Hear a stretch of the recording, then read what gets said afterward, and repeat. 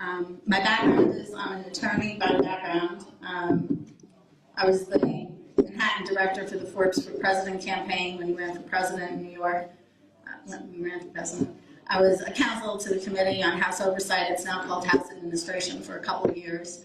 And I was for 4 years with the Giuliani, I hate to say it, Giuliani/Bloomberg administrations as an appellate attorney representing the police commissioners and also the prosecution on appeal for juvenile criminal prosecutions. I'm a 9/11 survivor. Both my home and my office were affected. I was homeless for 2 months. My office was closed and displaced for 8 months. And I didn't want to practice law anymore. It was long hours to make money to pay my very expensive Upper West Side rent, and it just kept going. And I wanted something that was more meaningful. And I came back to Washington and somehow started doing some work on some of the Islamic stuff. Why were they trying to kill us in New York? And in the course of it, I found out that there was a whole world of what I'll call nonviolent, or what Frank calls pre-violent, radical, authoritative Islam. And I really spent about 4 hours a day doing this every day, and one day on the weekend for 8 hours. I did this for about 2 years because I didn't really believe it in the beginning. I had a friend who was accused of helping bad guys. I had every reason not to want to believe it, and but I wanted to know the truth, and I was open-minded. And my conclusion was it was true, and then I felt like I had to do something about it. Anyway, long story short, I somehow wound up becoming what some people consider an expert on the Organization of Islamic Cooperation, actually more specifically the UN resolutions, defamation of religions resolutions. But just so you know, I did write a compendium on CARE, which will be published soon, on how they're implementing the defamation of religions. And I get contracted out a lot by Act for America. Some of you might be involved, Brigitte Gabriel, and some of the other organizations. David Horowitz, I do a lot of writing for him. Anyway, they asked me to speak a little bit about the UN resolutions. Now I'm lost. I lost the, you have it? Okay. So I didn't bring notes, so I just sort of scrambled something from my memory now. But I'll talk to you a little bit about the Organization of Islamic Cooperation. Just so I know, how many of you here know who they are? Oh, well, that's not bad. That's pretty good. Okay, so, but I'll just, for those of you who don't, the Organization of Islamic Cooperation, or the OIC, is the second largest international organization in the world, behind only the UN. It's the largest Islamic organization in the world, claiming to represent 1.5 billion Muslims around the world. It's comprised of 56 UN member states, plus the Palestinian Authority, and they vote together as a bloc. They're absolutely the largest voting bloc in the Human Rights Council, and arguably the largest voting bloc in the UN as a whole. If you're interested in them, you might want to Google the Organization of Islamic Conference, which was their original name. They changed their name in the year 2011, but their mission remains identical to what it was previously. So when I'm done speaking, I'll let you decide whether or not they're cooperating, and if so, with whom. The OIC holds itself out as a moderate organization, but in fact, it's an Islamist supremacist organization whose long-term vision is the worldwide implementation of Sharia law. Let's be clear about the true nature of the OIC. The OIC consists of some of the most egregious human rights violators in the world, including Sudan, Pakistan, Egypt, Saudi Arabia, and Iran. Saudi Arabia is its primary funder and backer, and all of the countries I just mentioned, except for Sudan, have the largest influence on the direction that the OIC takes, which issues it addresses, and the positions it takes on these issues. Right now, the OIC's goal is the international criminalization of all speech that's critical of any Islam-related topic, including Islamic theocracies, Sharia law, and even Islamic terrorism. Knowing this can't occur overnight, it introduces UN resolutions and EU parliamentary legislation in order to achieve its goals gradually and incrementally. The language is introduced in a watered-down form. Under the guise of responsible speech, sensitive speech, or politically correct speech, What the OIC really wants to do is to stifle your freedom of speech. So I'm going to discuss with you the original and primary UN resolution. It's called Combating Defamation of Religions, but I'll just call it Defamation of Religions for short. And originally this resolution was called Defamation of Islam, but when it failed to get sufficient support, they changed the name to Defamation of Religions. For those of you unfamiliar with the concept, what it does is it takes an idea or a religion, in this case Islam, and gives it protection from criticism, as opposed to what we have in the American legal system, which gives defamation protections to individuals or groups of individuals. So we have defamation of an idea or a religion versus defamation of people. Additionally, in the American legal system, in order for a comment to be defamatory, it has to be a false statement of fact. Truth is a defense. So if you say something bad about someone, no matter how terrible it is, if it's true or it's mere opinion, it's not defamation. By stark contrast, in the OIC's definition of defamation, anything that sheds a negative light on Islam or Muslims, even if it's true and even if it's mere opinion, is considered defamation. Taking that a step further, it also includes anything that violates Islamic blasphemy codes. For example, you recall a series of depictions of the Muslim prophet Muhammad. In Islam, depicting the Muslim prophet Muhammad in a cartoon is blasphemy, and the OIC would consider that defamation as well. Even though the resolution is called Defamation of Religions, in the OIC's interpretation and implementation, it applies only to Islam. There is absolutely no reciprocity for anti-Jewish, anti-Christian, anti-Baha'i, or anti-Israel hate speech. In fact, the OIC supports Hamas, it supports Iran's nuclear program, and it rationalizes 9/11.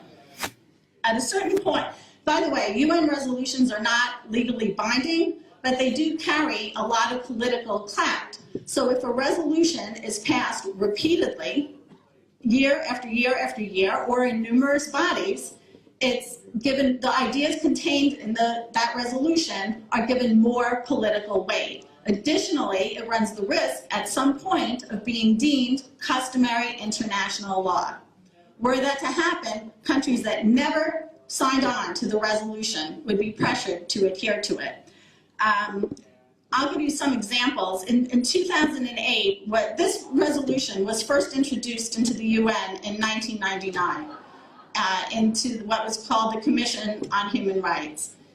It was also introduced into the General Assembly in 2005, and then later, when the Commission on Human Rights folded and popped back up under the new name of the Human Rights Council in 2006, it was introduced there as well.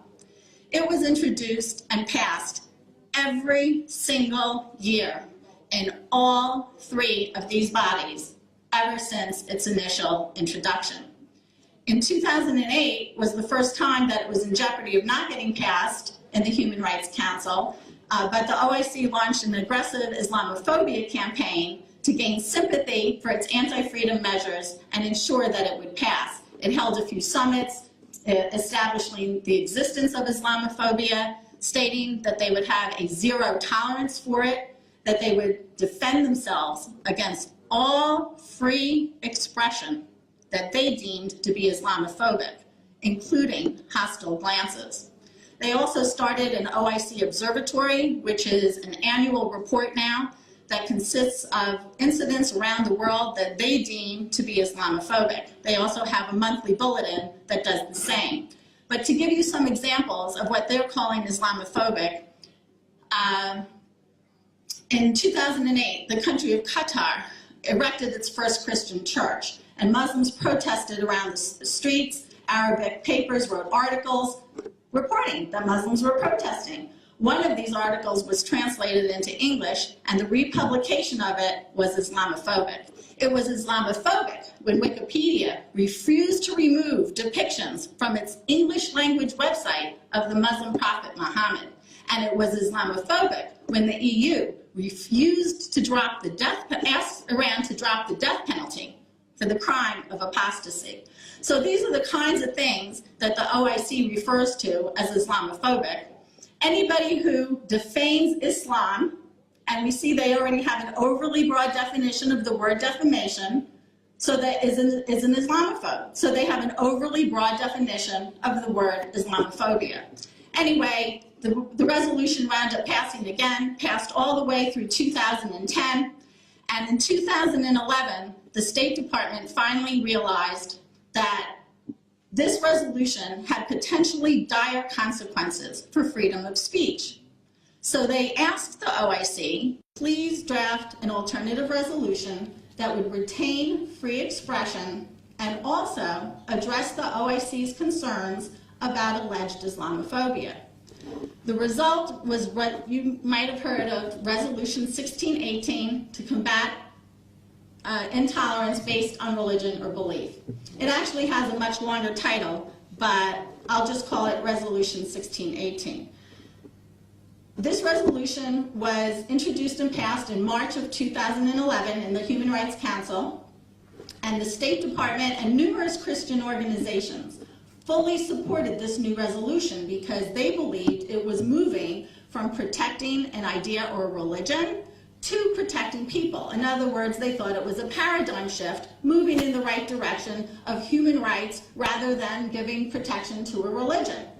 So it sounded all great. They dropped the phrase defamation of religions, which by now the world started realizing that a religion or an idea should not get protection from criticism, and instead it focused on intolerance, stigmatization, and incitement to violence based on religion or belief. But, like most legal instruments, it was open to interpretation, and the OIC had a very different interpretation than we have here in America. And I'll give you just a couple examples. The OIC, first of all, these are some of the problems with the resolution. It condemns or discourages religious profiling for purposes of law enforcement. How are they defining religious profiling? It is the, quote, the invidious use of religion as a criterion for purposes of investigations, searches, interrogations, and questioning.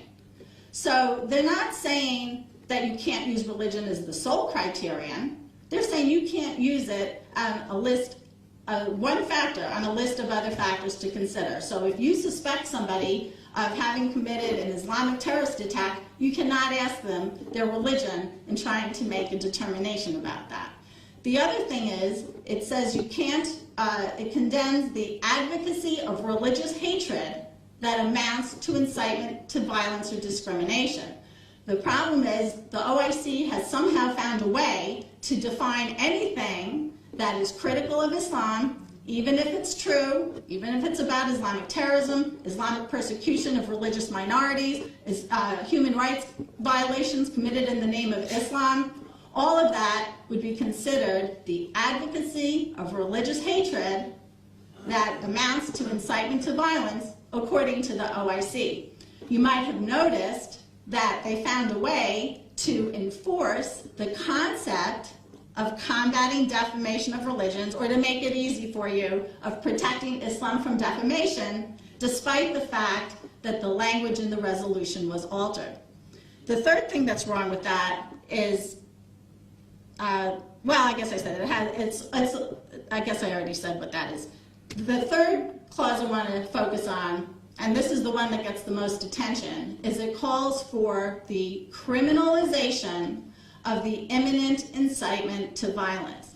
So for those of you who don't know, we already have a law like that in America, and that's partly why we signed on to it, because we didn't think we were asking for any additional criminal penalties for speech. It's illegal now to use language that incites imminent violence. But again, the OIC has a different interpretation of the word incitement, and I'll give you an example. In America, we have what's called a content-based test. If I say to you, I want you all to get together at 2 o'clock tomorrow and kill Joe, and you do that, you will be responsible for murder, and I will be responsible for my comments because the content of my language encouraged or incited the violence. The OIC wants a consequence test. And the example that they most frequently use, this is their example, not mine, is that of the Danish cartoons. If you recall, in 2006, there was a series of depictions of the Muslim prophet Muhammad in the form of cartoons, and subsequently riots ensued all across Europe and all across the Middle East. The OIC would say that those riots were the consequence of the cartoons. So I think you can see the problem with the test they're using. First of all, it's retroactive. Your language, anti-Islam videos, cartoons are totally legal until someone subsequently chooses to respond to them in a violent manner. And then retroactively, your conduct was illegal. Second, it shifts responsibility from the violent actor to the person who happened to make a comment, a film, or cartoon that someone finds offensive. But again, most importantly, it has the effect of holding on to that notion of protecting Islam from defamation, even though they changed the language. This is despite the fact that the whole point of this new resolution was purportedly designed to defeat that concept. In 2011, in July, Hillary Clinton attended a high-level diplomatic meeting in Istanbul, Turkey, on Islamophobia. There, she announced to the world that the State Department would host a meeting to move to implementation Resolution 1618. She did this despite the fact that there was absolutely nothing in the resolution that mandated it, and it's contrary to the norm of leaving UN resolutions in the realm of the theoretical. By making this announcement, she sent a message to the free world that perhaps working with the OIC is not only acceptable, but maybe even desirable, and she legitimized the OIC's positions. We did have a meeting in December of 2011. It was a conference to move this resolution and make it a reality. Usually a UN resolution is just a document. It has some political significance. It's not implemented. But we had a meeting to see how we could implement it. I'll talk about that in a minute. In the EU, oh, you want me to go faster? Do you want me to go faster? 20 minutes. Oh, okay, I'll try. So we had a meeting, the EU had a meeting, and in Geneva. So there have been 3 meetings, worldwide meetings, to implement it into and make it into a reality. So I'll just briefly talk about the State Department, what we did, and then I'll wrap it up, if that's okay. Okay. So the State Department had a meeting in December 2011.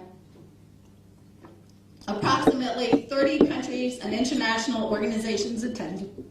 Excuse me, attended, and somehow, even though the State Department originally said that the resolution was to retain freedom of speech, by the time the conference came around, the whole focus shifted to protecting religious minorities, specifically Muslims in the West.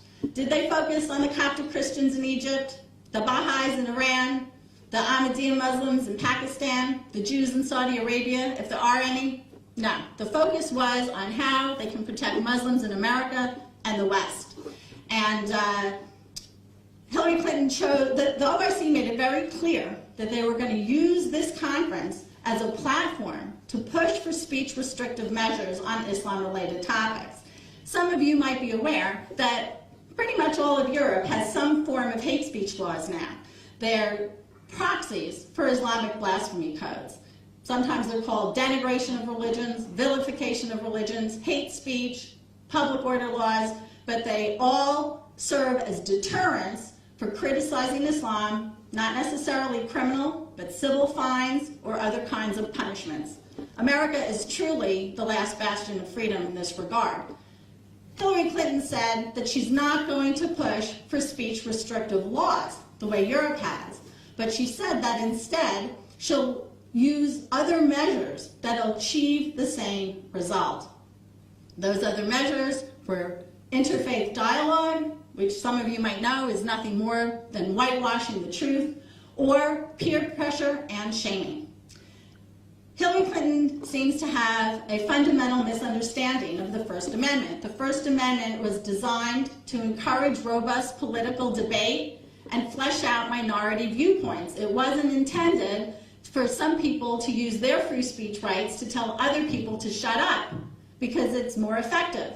So basically, our government now has used policies in their government agencies to delete all mention of Islamic terrorism or anything that's critical of Islam in our government agencies, and it's partly the result of this meeting and other organizations, Muslim Brotherhood front groups that are working toward the same goal of protecting Islam from defamation using other tactics and other audiences. And I'll just give you like two examples.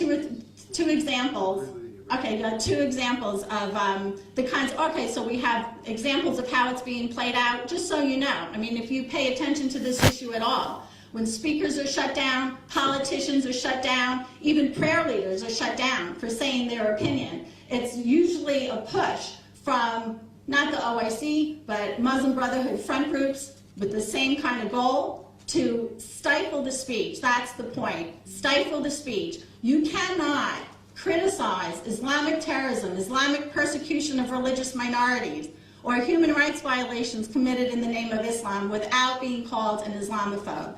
So corporations are changing their product designs, packages, and products to protect Islam from defamation. So I'm being told I don't have more time. I could probably write a whole book on examples, but I just want to say that we are the last country that truly has free speech. And when I'm asked what you can do, don't capitulate. Don't let your representatives cleanse the language. Don't try to be politically correct and tiptoe around. You know, you might not be able to change them, but don't let them change you. We're the freest country in the world. We have the most religious freedom, human rights, and we should put ourselves up as an example instead of capitulating to Islamists who want to stifle everything.